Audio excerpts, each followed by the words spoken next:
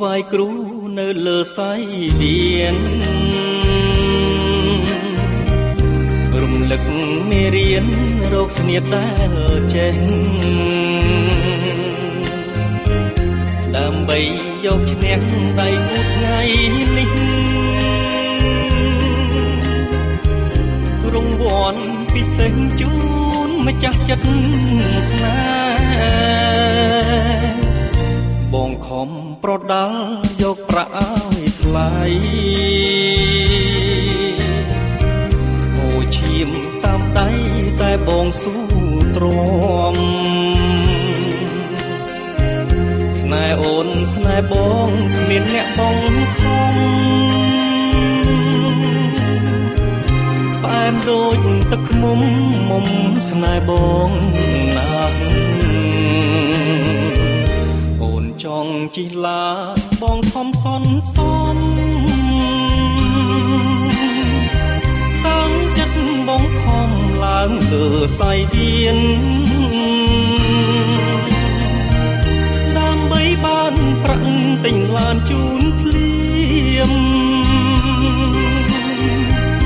ចិញ្ចើមហូរឈាមតស៊ូដល់ឈ្នះ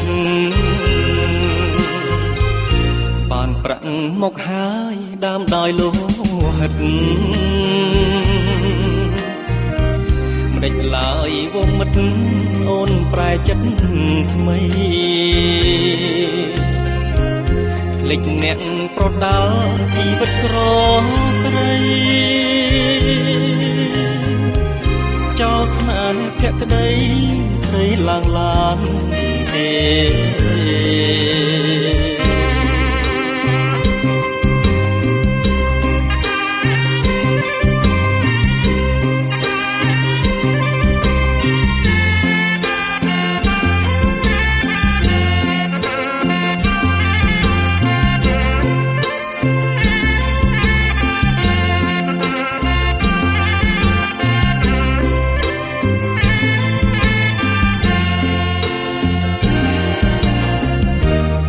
ចង់ជិះឡានបងខំសន្សំតាំងចិត្តបងខំឡើងលើសាយវានដើម្បីបានប្រាក់ទិញឡានជូនភ្លៀមចិញ្ចើមហូរឈាមតស៊ូដល់ឈ្នះបានប្រាក់មកហើយដើមដោយលោហិតមិន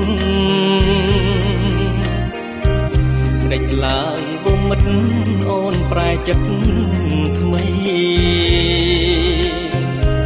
ភ្លេចអ្នកប្រដាល់ជីវិតក្រក្រីចោលស្នេហ៍ភក្តីស្រីឡើងឡានគេ